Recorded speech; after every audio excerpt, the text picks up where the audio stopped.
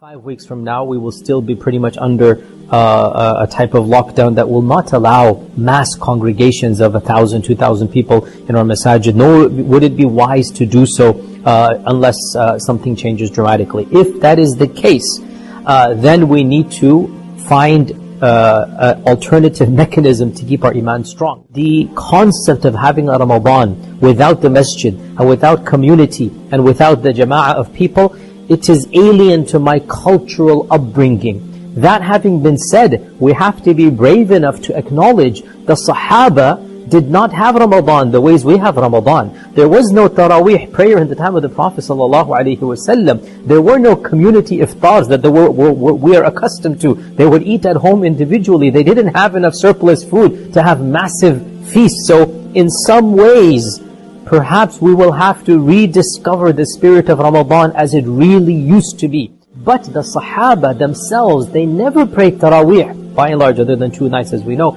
They never prayed Taraweeh in the time of the Prophet ﷺ in community. They would pray Isha, and then they would come home, and then they would pray Qiyamul Layl on their own. So we will have to rediscover the original spirit of Ramadan, and that is simplicity. Then tell your families, let's come together, families only, right? Not nobody from outside the house, families only. Every night, let's do something. Let's do a Quran circle, let's do Isha together, maybe Taraweeh together or Taraweeh separately. But we encourage one another in the households to be able to rediscover the spirit of Ramadan. And again, to be technical, Taraweeh prayer is actually Tahajjud prayer.